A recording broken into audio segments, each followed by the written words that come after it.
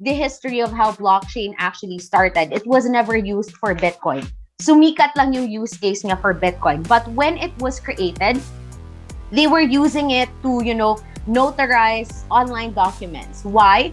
Because when you upload something in blockchain, you can add but you can never change. So they were using this technology para ma-verify nila na ito yung original document, hindi na to mababago. And they were able to track the history of everything. So every time you change this data in the block, it can actually be seen by everybody else.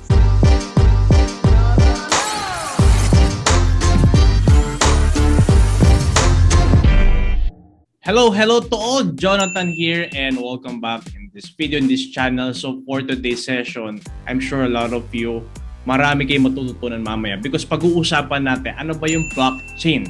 And for today's session, meron tayong inimbitahan na naman na makakasama, no? And so be talking and sharing his knowledge about this topic. So for those of you watching right now, please, kung may mga questions kayo, let me know in the comment section and feel free to subscribe, like, and follow us on this channel if you want to learn more and get informations in this industry. So hindi ko na papatagalin, no, because I'm very excited then na malaman, matuto din at the same time and makita natin ano ba yung meron dito sa industry and you as a beginner, nagsisimula, ano ba yung pwede maituro nito sa'yo. So let me introduce the co-founder of Blockchain Network Philippines. So she's also the Blockchain Network Philippines Director for Community Management Department and Brand Building Department. So let me welcome Kish Morales. Hi everyone! No, virtually sanay na akong mag-hi sa mga taong hindi ko nakikita. Pero hi! Awesome, yun. So Kish, para mas makilala ka ng mga viewers natin, sino ba si Kish Morales? Ang hirap sagutin. But anyway, hi, I'm Kish Morales. I've been working in the blockchain industry over a year lang, diba? Pero pakiramdam ko 10 years na ako sa industry, ha? Mind you, kapag 1 week ka sa industry, 1 month na siya. So, actively working 1 year, feeling 10 years in the industry. Right. But, I don't know if you can relate. Pero, true. I know that I've been talking to a lot of people and they keep saying na, oo nga, parang ang bilis ng panahon sa blockchain industry. But anyway, so, I started out in the industry as a community manager and eventually, my experience grew. But way before I was in blockchain industry, I was a teacher. Great. But ang layo sa blockchain industry. So, but continuously I'm exploring it and now I am running a company with one of our CEO and we provide more jobs for Filipinos, especially during the time of pandemic. So we opened blockchain as a door to provide more opportunities to Filipinos. And that was really an interesting mission that I have, which made me love the industry of blockchain even more. Out of curiosity ngayon, bakit blockchain? Ba't ito yung industry na pinasok mo? Wala akong choice. Sinabihan ako, Twitter lang yung trabaho ko. Alright. So you're applying for a job before on Twitter? Yeah. On somewhere? So how I ended, share ko na lang how I ended. I had no plans of, becoming part of this industry. I had no idea what Bitcoin was. Alam ko what Bitcoin was. Okay, haka-haka Bitcoin. But I had no idea what it was for, what the hype was about. Generally, I had zero interest. At the time kasi, wala pang play to earn, right? So, hindi pa alam ng mga tao ang Axie. Like, literally, kailangan into blockchain and crypto and investing ka para malaman mo tong industry na to. So, I was looking for a freelance job. You check multiple online jobs and you look for, can I be a social media manager, a VA, so on and so forth. And one of my friends told me na, hey Kish, merong job opening. It's for social media. And they were telling me, but you have to study a little bit because it's about blockchain and crypto. And ako naman, grab every opportunity you can get because this is the pandemic. Choosy ka pa ba? So, of course, hindi ko kayang pumili ng beauty products lang palagi yung minamarket natin. At napasok ako sa industry ng blockchain. So, it was a little difficult in the beginning, especially when you had no friends. You were not in a community of crypto enthusiasts or blockchain enthusiasts. But if there's one thing I've learned is that this, even how technical the word blockchain is and how intimidating it can be, it's something you can learn. And even if you have no background, no interest whatsoever, it's something you can learn. And eventually, I learned to love the industry of blockchain when I started, really getting to know it, getting to know the concept behind the technology, and got that, whole connotation, and alam mo yung sinasabi nila, pag blockchain crypto investments, scam ba yan? Yung mga ganong True. connotation. Nung natanggal ko na yan sa mentality ko at naintindihan ko, what was blockchain? What was crypto? What was, what made it exciting and what made it interesting? At naintindihan ko na why all these people are really, advocating that blockchain is the future of the technology, technology and the industry in general. Great. So, Kish, what's your first impression nung first mo narinig or nung una mo narinig yung Bitcoin, blockchain, all this stuff? Overwhelming. Overwhelming. The first time you hear it, especially when you were learning it out of need and not out of interest, it gets overwhelming. But my tip is to take it one step at a time. And I think mas natutunan ko siya because I was experiencing it. But generally, it's not difficult to learn about blockchain anymore or crypto or this one. Kasi ang dami ng YouTube videos that are out, right? There are a lot of communities that are out.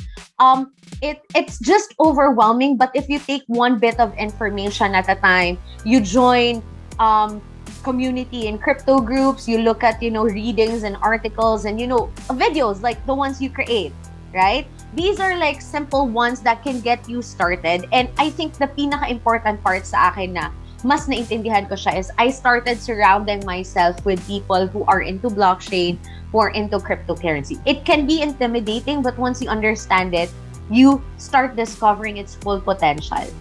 Nice. Actually, tama yung sinabi ni Kish, no? You surround yourself na kagaya rin. Kumbaga, yun din yung ginagawa. Because that's the fastest way for you to learn that, right? So, Kish, let's explain blockchain. Let's say I'm a beginner. So, paano mo explain sa akin, ano ba yung blockchain? Pag may magtatanong sa'yo. Yeah. First kong sinasabi, tanggalin mo muna yung mentality mo na blockchain is cryptocurrency. Yun. Kasi usually, lahat ng pumapasok at iniintindi ang blockchain, akala nila, kapag sinabi kong blockchain, crypto na siya. No.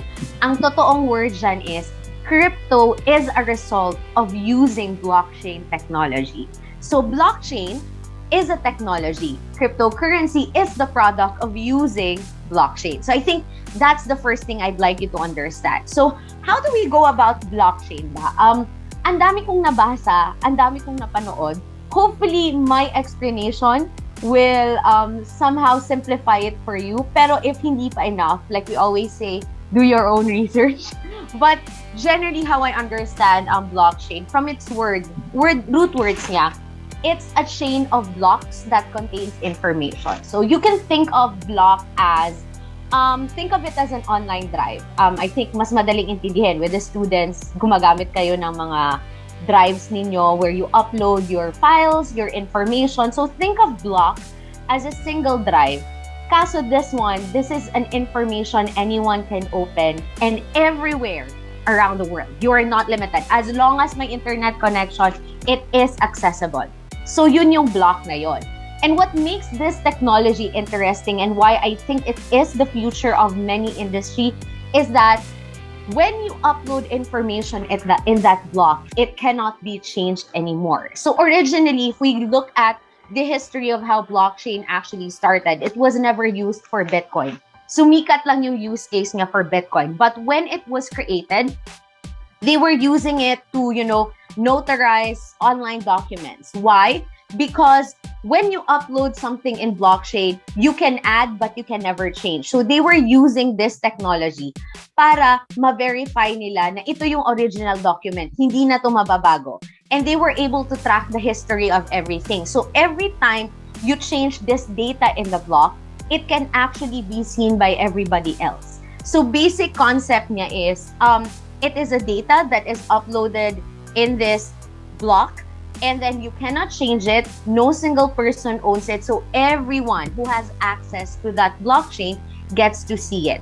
And ang pinaka-interesting part kasi eventually, if maintindihan mo yung technical, from the aspect of a user ng blockchain, why would you want to consider, exploring products that are using blockchain industry? Number one for me, pinaka-deal breaker is you get to control your decisions when they're using blockchain. Hindi mo kailangan umasa na, teka lang, i-verify pa ako ng bangko na to. Teka lang, whatever you want to withdraw, whatever you want to put in, put out, no one can tell you no, but everyone can just see you do it. So you have the freedom to decide.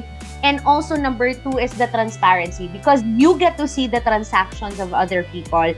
You get to see your own transaction. It's a very transparent community. So alam mo who bought this one last. Alam mo sino yung nag-upload, sino yung nag-change, ano yung binago niya. Because hindi nga madidelete yung past. Makikita mo lang ano yung mga changes nangyayari. So I think this is what makes the blockchain industry exciting. And once people start to understand the basic concept of it, makikita nyo eventually. I'm already at the point na I'm not gonna be surprised if halos lahat ng industry and businesses will start applying blockchain in their day-to-day life and business operations in general. Awesome. So, kanina you mentioned cryptocurrency as the product of blockchain, right? Mm-hmm. So, ikaw, Kish, out of curiosity, when you first heard blockchain, ito yung mga nakita mo eh. Pero, nung narinig mo ngayon yung cryptocurrency, ano ngayon yung mga first cryptocurrency? I'm sure you bought some cryptocurrencies, di ba? Ano yung mga binili mong unang-unang crypto and ano yung nag-experience mo? Loss. Loss yung una kong na-experience. Syempre, because pagbaguhan ka, I mean, I'm not, I think this is an experience everyone is getting. Even seasoned investors, this is something they've experienced. You ask them the first time, what do you experience? Nobody gets into cryptocurrency and wins the first time. Tama ba ako, Jonathan? Correct, Did you true. experience that? Nobody Almost, gets in. right? So, yeah. You have to go through series of loss. That's why they say only invest in what you can afford to lose. And I keep telling my friends, now that I'm in the industry, lagi na ako sinasabihan, Kish naman, sali naman, sali mo naman investment ko, balik mo lang yung ayoko. Number one thing I've learned, don't rely your investment on somebody else and just wait for the profit. Because the only way you actually get to win in cryptocurrency is when you take the time to study, learn it yourself, and decide where and how you want to spend your money. So when I first started, syempre, dun tayo sa Binance kasi hindi ko maintindihan ang MetaMask. O, diba? Relate.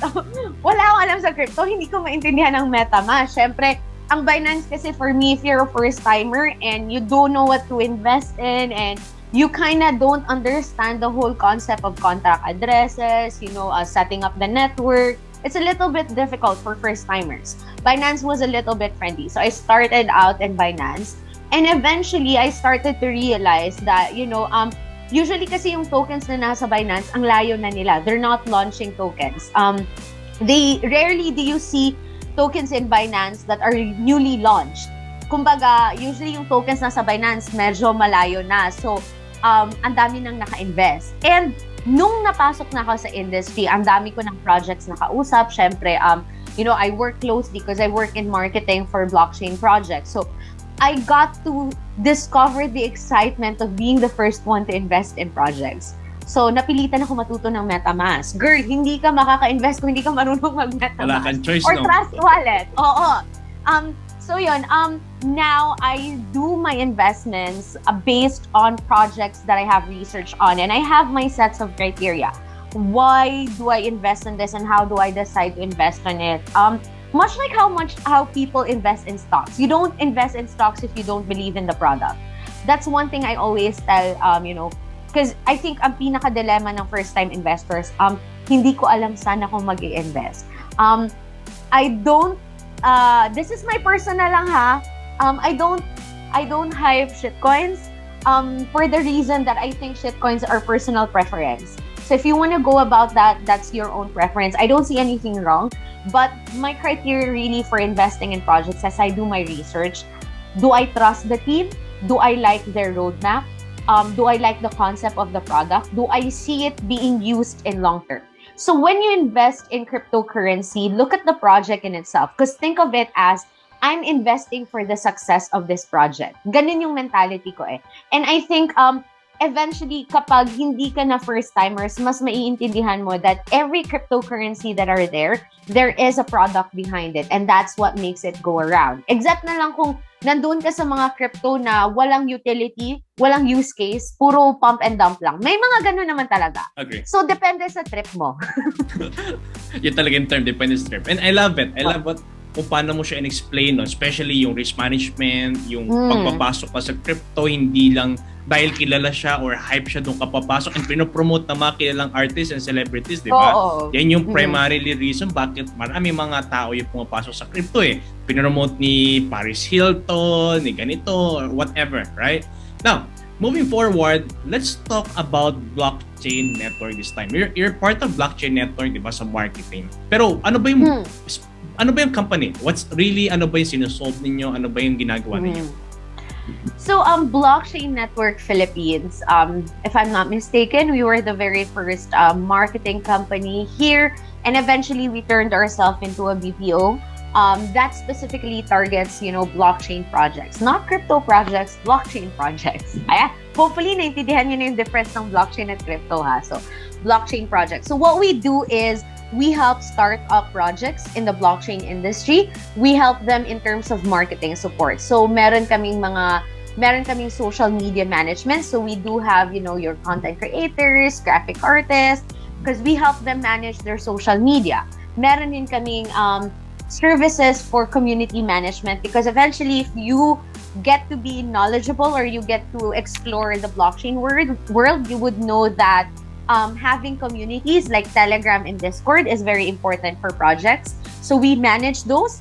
And we also have our guerrilla marketing, where we help support and, promote and think of marketing campaigns that will really push through. So think of your conventional products, say beauty products, kami yung tumutulong na maghanap ng marketing strategy para ma-promote. Pero nasa blockchain industry siya. So if it's not part of blockchain, walang blockchain, hindi nyo pinapasok or hindi kayo nagipag-partner with them. Am I correct? Network Philippines na lang kami. Joke. Hindi.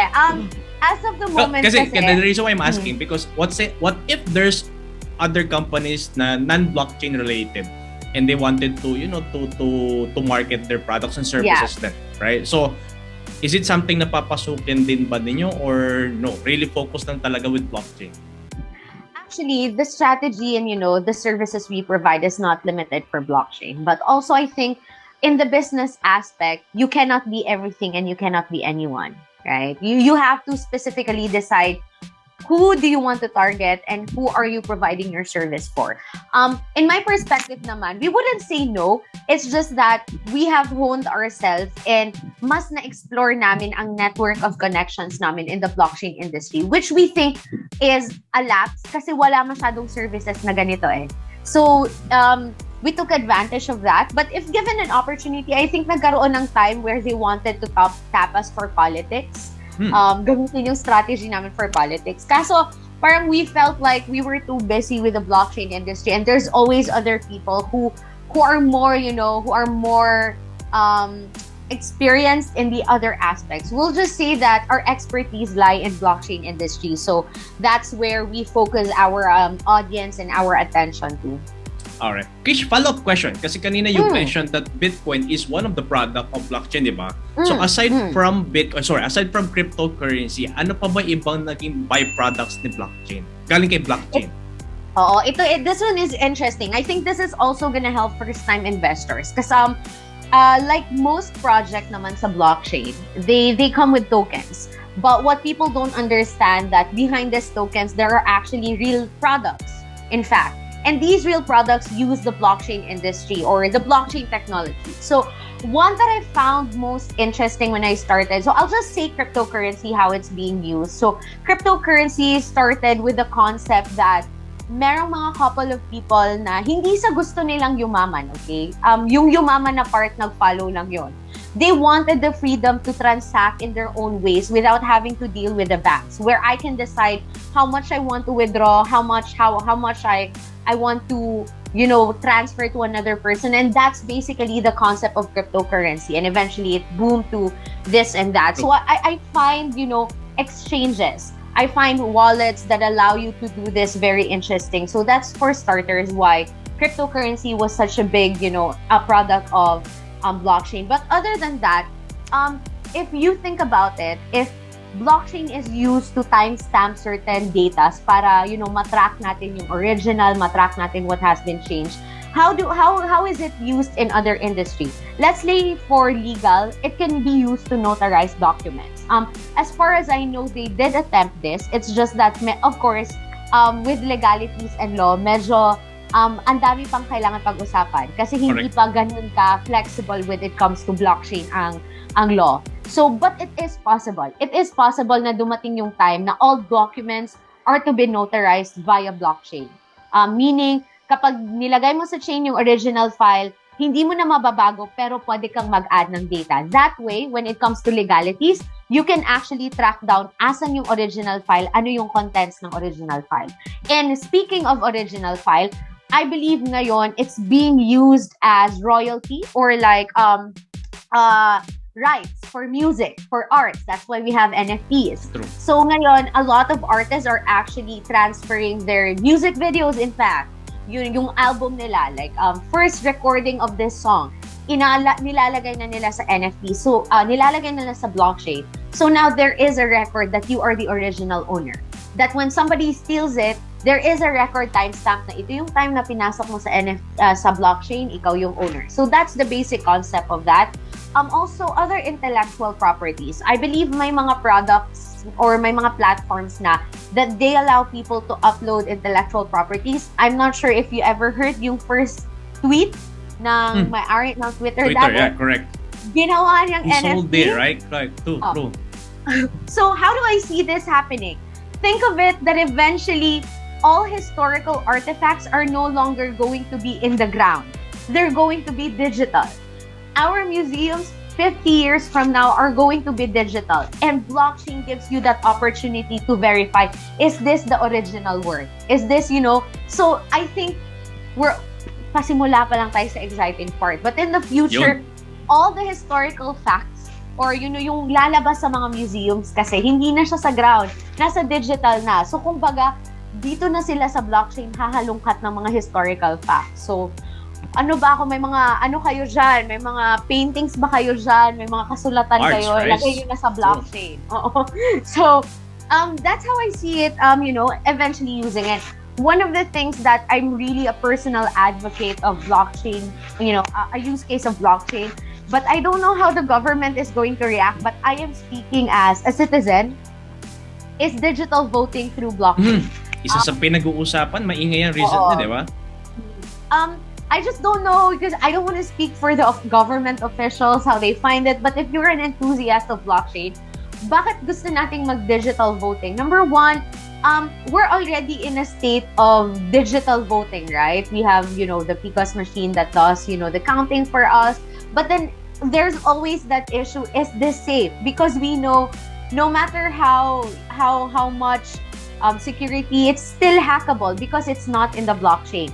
Whereas if we do our voting in the blockchain space, there is a timestamp record of lahat ng data na pumapasok. And hindi yan mababago, ha? Hindi nila ma-change. Pwede lang dagdagan, but hindi nila pwede i-change. So that gives you a sense of security na your votes are actually being recorded as it is. And mas may credibility. And truth be told, since teacher ako, na-experience ko yung malapapel na counting. My God, nakakaloka. Barangay level pa lang yun, naloka na ako sa counting. Ano na lang kung national voting. So feeling ko move on na tayo sa paper voting, diba? So that's one thing. Let's go digital. Oo, but safe. Digitally safe. Oh. So, that's what I promote. I think Kish Dip already heard that eh. Siguro may naman nagpo-propose sa kanila. Pero siguro it's another debate if we talk about that in voting eh. Pero sige, go ahead, Kish. Last naman, I think, there's so much more. There's the food industry, there's the science industry. In fact, they're starting to use blockchain to track kung sa kailan na manufacture ang food at saan ipapadala. There's so many. In fact, I have a friend that they're using it for transportation, and there's so many more use case of blockchain. It's going to take more than an hour to explain it, but I guess the basic concept is it's here to stay. It's the new technology, and eventually everyone's going to apply it. Even the gaming industry, almost all the developers I know, dati wala sila sa blockchain, and now they have to adapt and be part of the blockchain industry in the gaming. And I think it's interesting now because for gamers, it's more interesting to actually own your items, to get to decide how and when you want to sell it, and with all the whole metaverse. So really, it's only just the beginning. I still think we are in the infant days of using blockchain as the future of technology. Nice. Siguro bitin yung session na to, no, to learn everything today, right? Sobra. So, right. Okay, so few more questions na lang, Kish. Now, if let's say, okay, yung opportunities ngayon ng blockchain, pag-usapan natin, ano yung mga opportunities na naghihintay for, unang-una, for people like us na nasa space na, second, for average individuals, and pangatlo, para doon sa mga nasa internet, gumagamit ng internet? Number one, if ever you are already knowledgeable sa blockchain, let's just say you really understand the technology, there are a lot of projects that are looking for developers. Very limited pa lang yung mga taong marunong mag-develop. Iba kasi yung development, I think, requirements na kailangan kapag nasa blockchain industry. Hindi siya yung typical. I mean, you have to have the basics, pero yun, I'm already advocating that if you are into, developing or coding, take time to explore blockchain, because eventually all future projects are going to need that or require that. We always have to evolve. Number two, if you're into blockchain industry, ang daming nangangailangan ng article writer. Truth be told, hindi nila alam, yes, we need article writers, but then again, ang article writing kasi is you have to be a little bit knowledgeable about the industry, so you get to talk about it. So, there are a lot pa marketing consultants, pero naman with marketing consultants, it takes experience and you learn it over time. But if you're already in the crypto space and you have marketing skills, a lot of projects are needing marketing expertise. And I still think influencers who educate, influencers who teach, and influencers who actually, give information that is needed for beginners. I think that is an aspect, because we need more influencers in crypto, and most especially in the blockchain technology. Kung hindi ka naman knowledgeable, let's say you started out like me, nakala ko Twitter lang yung trabaho ko. You can hop in and ask us from Blockchain Network Philippines. We actually do hire. You can be, if you've been a content creator, you've done social media, you can hop on, because I think if you have the basics in social media management, the industry can be learned. So ang important dyan is your skill as a social media manager. In fact, during the pandemic time, ang daming nawalan ng trabaho sa call center ng mga customer service. So we do take them. We train them to be our community managers, which is chat support. There's always a need for chat support in every product or in every crypto or blockchain product. So we have community management. So if you're a beginner, again, this can be learned over time. Nasa tao na lang man yan. As long as you have the skills, you can learn the industry. And lastly, we do have yung mga social media content creator where you share your thoughts in Twitter and all this sorts of stuff. So there are a lot. I mean, even guilds now. If you're into playing and you want to earn, guilds is another thing. Of course, I think everyone was knowledgeable that actually there was the guilds. A lot that you have already done in the conventional products, you can bring it here in the blockchain. All you have to do is have the willingness to learn about the industry. Kasi again, hindi ka naman tatagal sa industry kung hindi ka willing mag-learn. So as long as willing ka, whatever job you have, nahahanapan niya ng lugar dito sa blockchain. Awesome. So dapat willingness ando doon and your interest. Kasi pag wala, correct, hindi ka tatagal, and at the same time, di ba? Ang daming activities, right?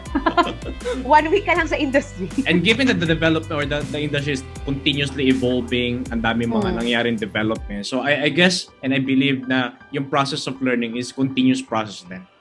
Great. Yeah. So Kish, napahaba yung session natin, and I think we could have another session sa susunod. Siguro gawin natin part 2. Pero if yung mga viewers natin, they want to learn from you sa Blockchain Network Philippines, if they wanted to connect with your company, saan ba nila kayo pwedeng i-reach out? Yeah, you can reach us out on Facebook. We have our Facebook page. It's Blockchain Network Philippines. Yung totoong Blockchain Network Philippines, ang dami kasing scam. So check nyo. Doon. Other than that, if you're not interested in applying job, you can always check our Facebook page because we give their updates. And we share their new projects that you can look into. So even if you're not interested in finding a job, you're just a casual investor looking for new projects you can explore. We give you updates, real-time news, and even bounty hunters, airdroppers, we give you updates. Ang daming competition nangyayari. Kung meme creator ka, tumatambay ka, mahilig ka mag-meme, ang daming meme competition sa blockchain space, ang daming competition. So we give that opportunity out to the people, so you can just follow us on Facebook. And then we also have our Twitter, but we're mostly actively engaging to people on Facebook, lalo na for the Filipinos. So you can check us out there if you're interested of applying any jobs. You can message us, send us a DM. We might be able to have openings. Right now, we're looking for guild members or guild players. So sa mga players dyan, actively looking kami for that, and a lot of other opportunities. So just hit us up, get to know us, so we can also get to know you and know how we can help you. Alright, and para mas malaman nyo ulit yung mga sinabi ni Kish, check yung description box below. Lalagay natin yung link dun sa baba para direct na kayo mapunta doon sa kanilang platform, social media, para may iwasan nyo yung mga phishing and scams. Alright? So Kish, anything you'd like to share doon sa mga bago na papasok sa industry? Any advice and tips? My advice and tips. Number one, if you're coming in because you just want to invest, take time to study. If you're coming in because you're genuinely interested, then go ahead and explore because there are a lot of opportunities. Pero for general tip ko, don't be overwhelmed kasi wala namang bagay na hindi natin natutunan. Kung natutunan natin paanong bumasa, kaya nating matutunan ng blockchain industry. It's exciting to learn now kasi nagde-develop pa lang yung industry. So, get in while it's still early para next time around, you'll be the expert in blockchain industry. Alright, maraming salamat, Kish Morales, for sharing your knowledge and of course for joining me here ngayong araw dito sa session natin. So, for those of you na nakasama din namin at nanood ng session na to, I'm sure marami kayo natutunan din. But if you have questions, meron kayong gusto pa mga malaman matutunan, let us know in the comment section. And again, if you want to learn more, please check the description box below. So once again, Jonathan Tinoco here. Kish, once again, maraming salamat and looking forward to seeing you again in our future sessions. And to our viewers, thank you also. Magkita tayo sa susunod na session. Have a great day to all.